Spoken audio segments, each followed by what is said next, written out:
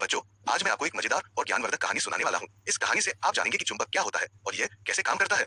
यह कहानी आपको विज्ञान की इस अद्भुत शक्ति के बारे में बताएगी। तो चलिए शुरू करते हैं।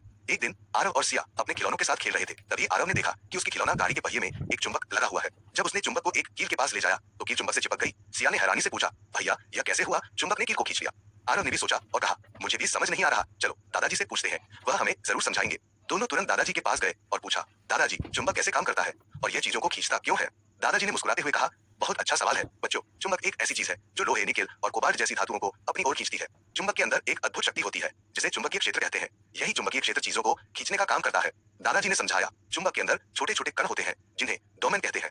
जब ये डोमेन एक ही दिशा में व्यवस्थित हो जाते हैं तो चुंबक की शक्ति बनती है। यह शक्ति चुंबक के चारों ओर फैली होती है जिसे हम चुंबकीय क्षेत्र कहते हैं। इसी क्षेत्र की वजह से चुंबक लोहे जैसी चीजों को खींच सकता है। सोचो, जैसे तुम एक कतार में दोस्तों के साथ खड़े होते हो। अगर सब एक ही दिशा में खड़े हो तो कतार मजबूत और व्यवस्थित लगती है, लेकिन अगर सब अलग अलग दिशा में खड़े हो तो कोई ताकत नहीं बनती। चुंबक के डोमेन भी ऐसे ही होते हैं। जब सब एक ही दिशा में होते हैं तो चुंबक मजबूत बनता है। दादाजी ने आगे समझाया, चुंबक के दो मुख्य हिस्से होते हैं, उत्तर ध्रुव और दक्षिण ध्रुव। इन ध्रुवों की वजह से चुंबक काम करता है।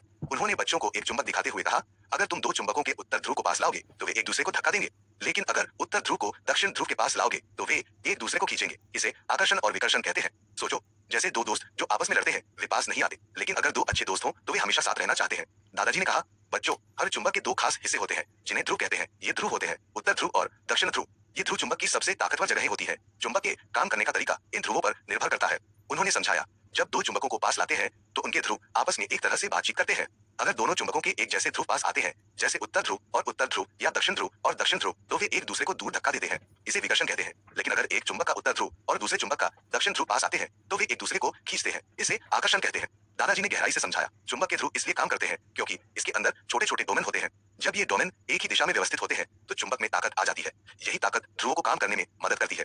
उत्तर और दक्षिण ध्रुव एक दूसरे के पूरक होते हैं, इसलिए वे एक दूसरे को खींचते हैं, जबकि एक जैसे ध्रुव उत्तर उत्तर या दक्षिण दक्षिण आपस में टकराते हैं और दूर हो जाते हैं। सिया ने पूछा, दादाजी चुंबक का इस्तेमाल कहाँ होता है? दादाजी ने कहा, चुंबक के ध्रुव का उपयोग कंपास, इलेक्ट्रिक मोटर, खिलौनों और कई मशीनों में किया जाता है। कंपास की सुई हमेशा उत्तर की ओर इशारा करती है क्योंकि पृथ्वी खुद एक बहुत बड़ा चुंबक है और इसका उत्तर ध्रुव कंपास को खींचता है। दादाजी ने कहा, चुंबक हमारी रोजमर्रा की जिंदगी में बहुत काम आता है। बिना चुंबक के कई मशीनें काम नहीं कर सकती। यह विज्ञान का एक अद्भुत आविष्कार है। दादाजी ने बच्चों को समझाने के लिए कहा, चुंबक को ऐसे समझो जैसे वह एक ताकतवर दोस्त है जो लोहे और कुछ खास चीजों को अपनी तरफ खींचता है, लेकिन उसे हर चीज पसंद नहीं होती, जैसे प्लास्टिक, लकड़ी या कागज। यह सिर्फ उन चीजों को खींचता है जिनमें लोहे, निकेल या कोबाल्ट जैसी धातुएं होती हैं। तो बच्चों, इस कहानी से हमने सीखा कि चुंबक एक अद्भुत वस्तु है जो अपनी चुंबकीय शक्ति से लोहे जैसी चीजों को खींचता है। यह हमारे जीवन में कई जगह उपयोगी है। अगली बार जब आप चुंबक देखें तो इसके पीछे के